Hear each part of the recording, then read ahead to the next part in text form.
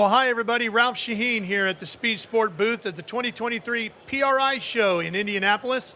And I'm joined by the man who runs the most famous racetrack in the world, the Indianapolis Motor Speedway, track president Doug Boles, here with us today. Doug, great to have you with us. It's always good to get away from the racetrack and hang out with a bunch of racers here at the PRI Show. It's one of our favorite few days of the year when we get to come downtown and do that. I'm glad you're here in town. Listen, if there's something going on in Indy, I'm coming into town, especially if it's taking place at your facility. And there's always something going on at the Indianapolis Motor Speedway. And this year and next year, more of the same. You guys are tearing apart the museum, completely redoing that. I saw the pictures just the other day of it just completely empty, which is shocking. You know, when Joe Hale and the team over at the Indianapolis Motor Speedway Museum started moving everything out, I got a chance to go over there as the last few cars were leaving. And it's a little bit bittersweet to see it because it's really kind of the only museum we've known, right? Yeah, obviously, they had one before, but for most of us, that's our experience. And to see it empty is a really scary thing. But what it did highlight is how old the museum was. You know, the marble floors and the lighting and the ceiling tiles that really were there from 1976. So when it opens again in April of 2025, I think it's going to be spectacular. It's going to be a great experience for all of us. Best news is when we bring fans, friends who aren't fans through the museum, hopefully it's going to engage them more than just the cars did themselves. Yeah, I'm hearing it's going to be even more interactive than it was in the past. I think that's one of the key things is to make it more interactive. Right now, if you love the racing or you love the cars, those cars told the story. So now how can we make it a little bit more interactive, tell the stories around the cars that people can engage in, and also give them what that starting line experience is like at the Indianapolis 500, so when people aren't there or can't be there, they can sort of experience it, and hopefully we excite them and get them to want to come back. And just because the museum is being completely redone, that does not mean that there's nothing to do over there where there's no racing going on. You can still go over and take tours and do a lot of other things. Yeah, so the Kiss the Bricks tours, the behind-the-scenes tours are still taking place there. We've got the gift shop open just to the left of the museum if people want to come in and grab any Indianapolis Motor Speedway Yeah, they've got merch. my credit card permanently locked in. They've got mine, too. Every time they get a new T-shirt, I don't even have to give it to them. I just walk in and go, oh, you're back, okay. Yeah, it's grab what you want. Part of the fun. So, yeah, so in fact, yesterday I was trackside and a lot of tours going on, people from the PRI Show that are coming to the Speedway to check it out. So still pretty active there while all the construction is taking place. And it should be done and opened again in 25, is that correct? So the hope is that it opens in April of 2025. It absolutely has to be open by May of 2025. So we'll miss the 108th running of the Indy 500. There'll be no museum open, but by the time we get to the 109th running, we should be in good shape. Okay, so the 108th running of the Indianapolis 500 next May. Tell me a little bit about what you might have in store for us for that. Well, I'm pretty excited. You know, it's 171 days from now, so it's the countdown. Not that anybody's counting. No, it's my favorite day of the year, so you have to count it down, right? So I think what I'm looking forward to the most, we had such a great May, this past May. The speeds were up. It was the incredible. Fastest field in history. The bumping drama, the Graham Rahal, Stephen Wilson drama was pretty spectacular. So I think from a competition standpoint, we're pretty excited about what this year's version is going to look like. Wouldn't be surprised if the speeds are even faster, and that's kind of part of the reason you go to the Indianapolis Motor Speedway. So looking forward to how that's going to be. But what makes the May special is it is sort of the same thing every year, right? You understand the pomp and circumstance, the tradition, the things that lead up to the race. So I think May will be pretty much the same. The season, we're going back to the oval with our Brickyard race, so it'll be the Brickyard 400 again. So excited about seeing that. Chase Briscoe and a handful of guys actually tested on the oval a few months ago, just right after the Brickyard this year to see how it went. Obviously bringing our dirt track race back. The sports car race, it'll actually be 6 hours instead of the 2 hour and 40-minute race with the IMSA race. And our SRO race, still that Indy 8 hours. So a lot of great activity. But the two kind of new twists and everything will be the Brickyard 400 back on the oval and then a 6 hour IMSA race. Yeah, I made it for the SRO race this year, and that was a very good weekend. A lot of fun for folks who maybe have not checked that event out yet. That is definitely one they should go see. It's a great race because they race into the dark, which is kind of fun when you get to see the lights and everybody racing at the Indianapolis Motor Speedway, all the different classes that run there. It's the GT cars, unlike IMSA where you get the prototype cars, so it's just GT cars. A lot of names that people know that run in the SRO series. It's an international race. It's on the international calendar, so you get teams from all over the world that show up for that event. So that does make it a fun event. One of the neat things about the event this year, Roger wanted to figure out a way to make our spectator mounds more interactive. So if you're on our spectator mounds, typically you have to turn around and watch the other direction to see our video boards. So he wanted to put some video boards around so that people could see them. We mocked some of those up. We tried some of them out at SRO. So we're going to have 12 new video boards next year. So when you're sitting on the spectator mound with a GA ticket with 15 and under free, You're going to have a video board so you don't have to turn around to watch what's going on and keep your eye on the racetrack. I'm really excited about how that's going to change the fan experience. That's fantastic, and that'll be in place for the IMSA race as well? It'll be in place for the Indy 500 even. So when you come to when you come to the Swanson Grand Prix to kick the month of May off, you'll be able to see it. And then when you're watching from a spectator mount, even the 500, it'll help you during oval watching from the infield. So it'll be the entire season. That's great. Well, let's talk a little bit about the Brickyard 400 because you are going back onto the oval with the stock cars. How different will it be, do you think, performance-wise with the cars this time around? It's a great question. We don't know. We had a little bit of a test right after the NASCAR race with 3 of the drivers that came and stayed on and had some input in it. Goodyear has been really involved in trying to figure out the tire side of things. What I do know is when we had the Brickyard 400 before we switched to the road course after 2020, the racing was getting a little bit better on the oval. So I'm very hopeful that the racing will be stronger on the oval than it's been in the past. I do know that our ticket sales are up for it, so it tells us that the fans are ready to go back to the oval. I know we had a lot of fans that didn't want to be there at all in 2019, but now that you see the ticket sales coming back, I do think there's some excitement around that. So we'll see where we are in performance. We'll have a couple more NASCAR tests between now and then to make sure that we can dial those cars in as best as possible. But you never really know until you get those 36-plus cars on the track at the same time. How are you feeling about the performance of Indy cars themselves on the oval these days? Are you happy with the package that IndyCar is providing? Yeah, the one thing we talked about a minute ago that I love so much is the speed. I mean, the speed leading up to the Indianapolis 500 is just awe-striking. To watch those cars 245 miles an hour into turn 3, no lifting. The only scrub is just because it's scrubbing, right? You're not lifting as you go through there. So the speed, I think, has been spectacular. The racing has been really good, especially last year, the last half of the race. The first half, you might have been thinking, okay, what's going on? Is everybody's thinking about fuel save? But when we got the last half of the race, the competition has been really strong. I think it's trying to find a balance between the years when you had 3 or 4 lead changes, and then if you think about in the early teens years, like Tony Kanaan's year when he won, you were passing every lap, and there were so many of them, but it was really more about the draft and where you were in the field. So I think we're trying to find that balance. Let's have enough competition, but at the same time, just don't make it this crazy draft fest, almost like where people are running in packs. So I think IndyCar's done a really good job of giving us a strong product there, and like I said, the end of last year's race, the last half of it was spectacular. And we got another double coming. We're doing it again, this time with Kyle Larson. So you think about all the folks that have done the double, Tony Stewart maybe being the most popular just because of growing up around here and racing here and running the Indy 500 and then, and then running in NASCAR and winning the Brickyard 400. But Kurt Busch was awesome to have Kurt Busch, but Kurt maybe wasn't as well known in this market as Kyle Larson is. And Kyle, who haven't won the BC 39, he honestly, at some level, he should have won the first Cup race on the road course.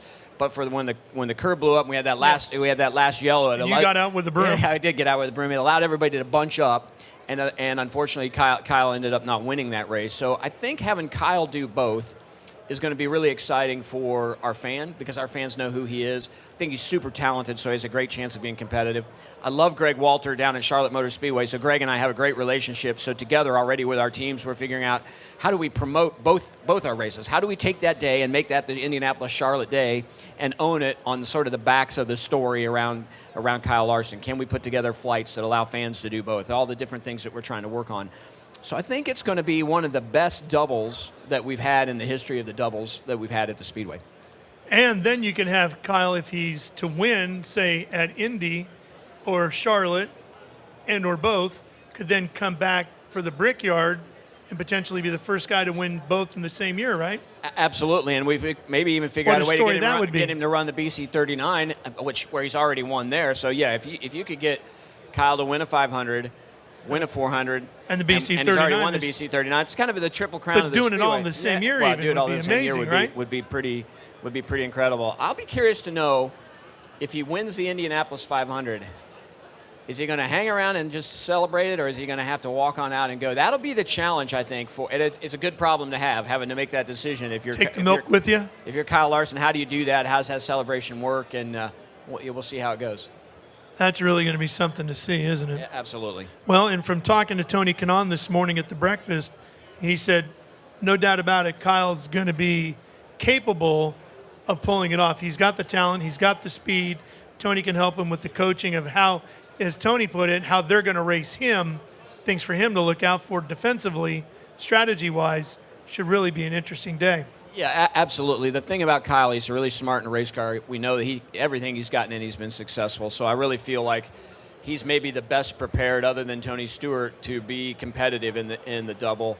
And he does have great teammates. He's with a great team, and having Tony Kanaan as a coach, there's a lot of things in his camp that I think give him a really legitimate chance, certainly to run at the front. And who knows where you are at the end of those 500 miles, he has a chance to win it. Are you seeing an impact on ticket sales because of that? I don't know if it's because of that. I can tell you our ticket sales are stronger than they've been, with the exception of 2016. When we came back in 2022 with a full house, the way people embraced the number of people that came was unbelievable. Last year we were within 5,000 tickets of selling the whole place out, so 330,000 people inside the venue. Ticket sales are stronger this year than last. We were a little worried after 22 that it would fall off. You know, everybody that's post-COVID, we want to go to the race, and then it was better in 23, and now it's better again in 24. So I'm sure Kyle Larson has something to do with that, but I think it really has more to do with the speed, the competitiveness. It's just a rite of passage for people in the Midwest, certainly, and then just the number of drivers that have run it the last few years. We've got some great personalities. I just think the Indianapolis 500 is in a great spot right now. So I'm sure you've heard this.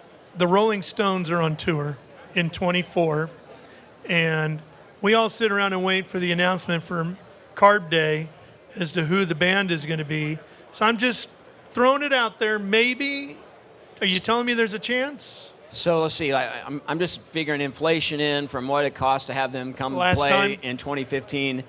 My guess is the Stones are a minimum $5 million band. Okay. So if you figure But you said ticket sales are up. Yeah, well, $5 million spread it out over those 300,000 people. That's a lot of money that we all have to figure out how to come up with to make that work, especially for Carb Day when you want to include it. So as much as I'd love to have the Stones, we're probably going to go down a little. Yeah, we're going to be maybe the Stones opening act. You know, that's one of the things that I think people don't understand is how expensive the music is, right? You don't go get even a sort of a C-level 80s band for under $100,000. It just doesn't happen. And that doesn't include the staging and the production and all the stuff you have to build to get there. And that was the crazy thing about the Stones event.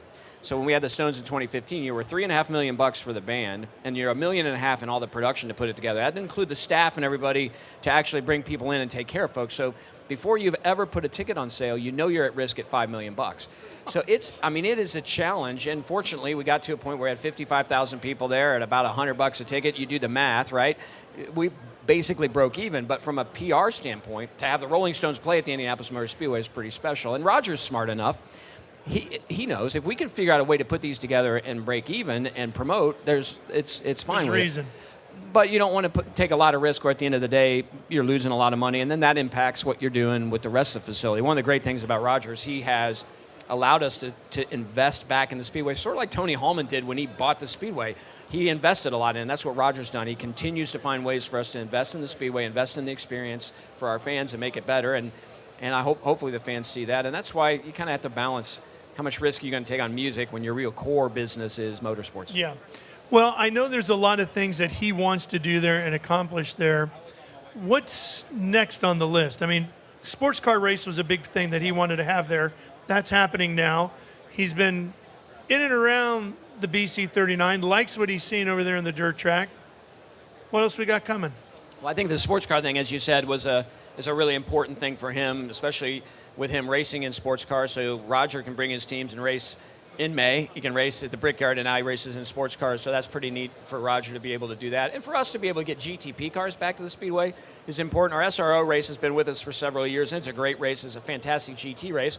But the thing that IMSA brings is that GTP side. So to have all of those cars represented in those two series, I think is really important.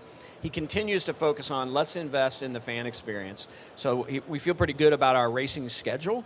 One of the things people don't understand or realize, I think, is how many non-public events take place at the Speedway on track every year. So about 150 days of on-track activity at the Speedway. Call it 110 of those or so are non-public days. So one of the things we work on is working with OEMs. The last event we had went into almost to the 10th of November this year in Indiana, which is crazy, and it was a Buick GMC event where they brought dealers and salespeople from around the Midwest in to drive and use the product. So we set up 0 to 60 launches on the front stretch. We build off-roading areas for them. We use skid pad areas in our asphalt and towing capacity. So a lot of that is what we're really focused on. How do we continue to connect with OEMs, Chevy, Honda, Porsche, Buick GMC, Cadillac. I mean, just almost every day we've got some Lexus, Ferrari. I mean, somebody's coming in and testing at the Speedway, and that's one of the focuses we have, which then helps build our relationships with those OEMs, and long-term could be helpful for IndyCar. So Roger has his wish list of things that he'd like to do. I'm sure you have your own. You've been around there since you were a kid, and there's got to be things that you would love to see happen at the Indianapolis Motor Speedway, like, say, I don't know, winged sprint car race? So, one of the things I really, from the moment I started at the Speedway, Susie Elliott, who people that are in short track know Susie really well, is on the PR side, and the two of us love short track so much. So we would always sit and dream about, wouldn't it be cool? Wouldn't it be cool if there's a way to get short track at the Speedway? And we did our Tony Stewart stunt when he was retiring as a way to just sort of prove that you could build a track inside the Indianapolis Motor Speedway. So to get a dirt track built inside the Indianapolis Motor Speedway, our friends at USAC really helped us get that done. That was a pretty big moment for us. And so for me, I'm still focused on how do we make sure that the BC39 continues to go forward. The Driven to Save message around the BC39 is so important. Brian Clausen was so important to so many of us across so many disciplines of racing. So that's one that we're not done with that one yet. We have to work on that. Now, obviously, when you bring somebody in like Kyle Larson with his high limit series, the idea of maybe is there a way we could work with Kyle and put a high limit series event on at the Speedway is something we definitely have interest in doing at some point in time, but it's really, right now, it's really focused mostly on how do you make sure that the Driven to Save BC39 is propped up. I want it to be the one midget race. The Chili Bowl is awesome, but I want the BC39 to be the one midget race in the year that everybody wants to go to and everybody wants to win and walk away from the Indianapolis Motor Speedway knowing that their face is going to be on the pagoda for a year and that they've done that sort of in memory of Brian. So that's really where our focus is right now. We did test some non-wing sprint cars with USAC out on the track. It's a little small, but you'll see sprint cars at some point in time. The question is just when. Could you expand the track out a little bit? Is there a thought of doing that, or you like no, the I mean, size? The track was built perfect for midgets, and that's really why it was built. So we felt really good about that. So I think because that was our purpose and because it's turned out to be so successful, I don't think we want to mess with it. We've got the concrete wall all the way around it. We'd have to take that apart and start rethinking the way that works. So right now, there's really not any intent to change the track itself. Okay, so as a journalist, I have to ask. Obviously, we have 3 now Formula One races in the U.S. Roger competed in Formula One as a team owner. Formula One's been to Indy in the past. Is that back on the radar at all in any way, shape, or form? No. I mean, I think that's the transparent answer is there's really not. I mean, we continue to maintain our racetrack as an FIA Grade 1. So with the exception of the other FIA Grade 1 racetracks, which are where F1 runs right now, we're the only track in the U.S. To be FIA Grade 1. Actually, FIA Grade 1 and 2 layouts, the F1 layout and the current IndyCar layout.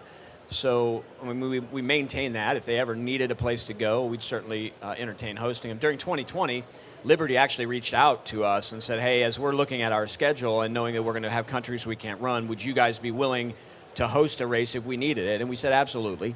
And it didn't really get to a point where they needed us. But we have a great relationship with the folks at Liberty, almost not regular, but we have a semi-regular dialogue with them. So if they needed some help, we'd be happy to help. But right now, I don't think that's something that's on the radar. Okay, how about Moto GP? So I loved Moto GP when it came. You and me both. Came to the Speedway, and I still hear a lot from people. When are you getting Moto GP back? And Chuck at AMA, we talked to the guys that. We love the folks that run just the U.S. series as well. We're just not a motorcycle track, and as much as I'd love to see it, the numbers of people that really came just tell us that it's not the right facility right now. So we don't even have our air fence anymore. We've changed some of the layout where we needed that runoff for bikes that we'd have to make some significant modifications to. So I think in the near future, there's probably not a MotoGP on the horizon. We haven't had any good conversations with Dorna for several years now. Yeah, boy, it'd be fun. Those are great times. If it wasn't for that silly hurricane that first year, I think it might have been a little bit different. Yeah, well, and it's I still watch MotoGP. I know you've spent a lot of your life covering MotoGP and talking about it. And those riders are unbelievable. Those bikes are unbelievable. The racing is great to watch, and it's fun to do. And it would be awesome to have at the Speedway. I just don't think it's something that's on the horizon. How important is it for you or for Mr. Penske to develop a pipeline of pavement short track guys to get, or just short track guys in general, to get them back to the speedway. I mean, in the 70s, you know, that was a big thing, right? I mean, that was the pipeline. That's how guys got there. Even before that came from Oswego and, you know, what have you. Then kind of in the 80s, that kind of stopped and we started getting guys in from all different areas. Now, there's some guys again out there that I sit there. I was just in Vegas last week doing the open wheel showdown for DJ, and I even said it on the air. I said, somehow, some way, we have got to get Kody Swanson in an Indycar for the month of May. It's got to happen, Doug. I don't know how we do it, but it's got to happen. Well, and you think about how good Kody is on pavement. I mean, there's nobody better really on pavement in the genres where he's run, and he's somebody that, to your point, the tradition of the speedway, he would have been. You know, he would have been a Jimmy Swigert, an AJ Foyt. I mean, that's Mario, the kind of level of race car driver that he is. The cars are just so different anymore, right? And you could maybe make an argument that you could take somebody that spent their life on short track pavement, the ability to go run on the ovals. I think the road courses are just I understand that part too difficult to get there. But the speedway, what I love about the speedway is I do think there's an opportunity for drivers like a Kyle Larson and others to quickly adapt there, and Kody would be a perfect one to find a way to get him to run the speedway. One of the things that I loved about when Brian Clausen ran the speedway, the number of short track fans you could tell had gone way up because the number of short track fan T-shirts that you saw, Brian Clausen T-shirts that you saw around the facility, it does make a difference from a grassroots fan. That's part of the reason I wanted to build the dirt track was because the pipeline has changed. But it doesn't mean that we can't put something in the speedway where people can say, okay, at least I'm going to race at the speedway on the dirt track. But I hear you. I mean, Kody Swanson is a perfect example of somebody. What about doing something like this? We have the Garage 56 program at Le Mans, right, where they get to bring in, you know, whatever kind of crazy technology they want to do for one race and do the thing. What about having an Indianapolis Motor Speedway owned and operated car that's put together with the top providers of components?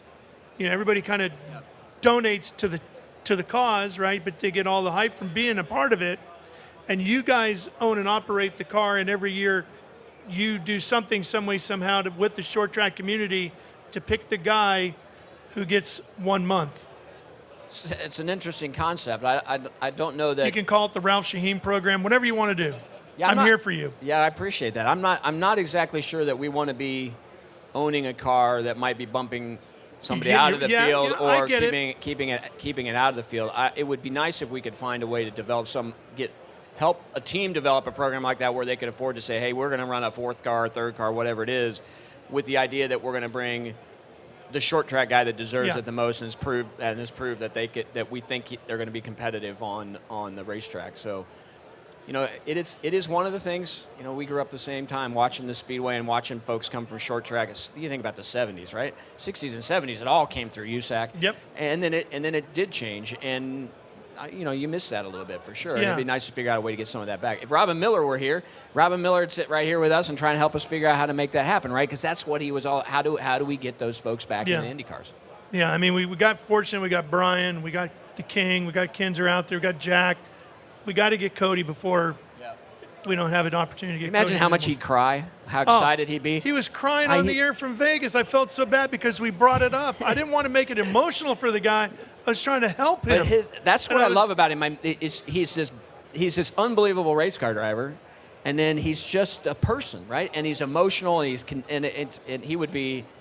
I would love to see him standing there, his qualifying photo, with his crew behind him. You know, it would be a magical moment for sure. Yeah, he's going to be here as one of our 4 o'clock today. We're going to have Kody here to talk about that. I'm going to let him know that you and I talked about it, and that you said we can find a way. You think about it. He went to Raceway Park last year in one of the feeder series and just ends up winning. The guy can drive and probably would have won the second one, but I think he had a mechanical failure. I mean, it's amazing what he can do with a race car on an oval. Okay, before I let you go, because we're just about out of time here, you know, I come across guys who are factory drivers. You know, you meet the factory driver for Porsche, the factory driver for Ferrari, and you think, that's got to be pretty cool to be the factory driver for Ferrari. What kind of perks do you get as a factory driver for Ferrari, right?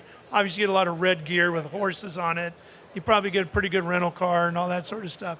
So You are the president of the best racetrack in the world.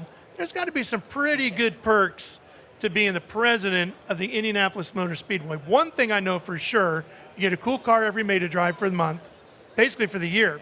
You just turned the keys in for your Camaro, right? Yeah, I did. Unfortunately, it was a sad day. Yeah, but you're going to get it. There's another Six-speed one manual. coming. It was a blast. There'll probably be another one coming. Actually, I took 20 of our staff who didn't know how to drive a manual and taught them how to drive a manual at the Indianapolis Motor Speedway, which is kind of cool for them, right? They learn how to drive a manual in this 450 horsepower, 6-speed manual Camaro at the Indianapolis Motor Speedway. Thank you for keeping the manual alive. I know, it's crazy how many people don't know how to drive one. Yeah, okay, so you get to do that. I'm guessing you have a key to literally every door on the property. You can go just about anywhere, anytime you want. But what's the one thing we wouldn't know about that is maybe the coolest thing or the coolest experience you've had that you get to do every May? I don't know, you tell me. Make us all jealous. I don't know if this will make you jealous. My favorite thing is getting to talk to fans and hear the stories that why they fell in love with the Speedway, who introduced them. I call 10 customers on my way home every night to say, hey, thanks for being a fan of the Indy 500. We don't get to have the 108th running in 171 days without you. And then you get this opportunity to hear from them about why they love the Speedway. And then that transfers over to me. Every day I come to the Speedway, to your point, I can't believe they gave me a key to the place. I still think eventually they're going to wake up and take it back. Yeah. And I remember the first time walking through there with my dad on race day in 1977 and how excited I was to be there. But I also remember how important it is to all of the fans. And that to me is the most special moment. In terms of kind of crazy things, I have a bad day. I'll go pull a Corvette out and take some track laps and call my wife on the speakerphone and say, hey, I'm taking track laps. And she'll say, oh, your day was bad, huh? Yeah. There are some really cool perks that go along with that. Getting to see and understand how Roger Penske ticks. We all know how amazing he is, right? You all know the stories of how hard he works and how he doesn't sleep and all those things.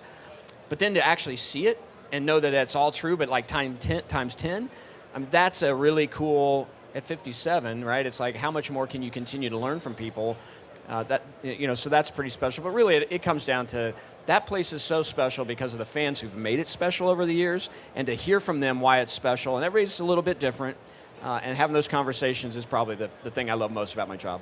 Well, it's special for all of us, and thank you to you and your entire staff for making it continue to be special for all of us and keeping all that heritage and all the pomp and circumstance, all the stuff that we come to expect alive and continuing there every May, every year. Doug Boles, ladies and gentlemen, from the Indianapolis Motor Speedway. Doug, thanks for coming by. We'll see you in May. Is it May yet? I wish. Me too.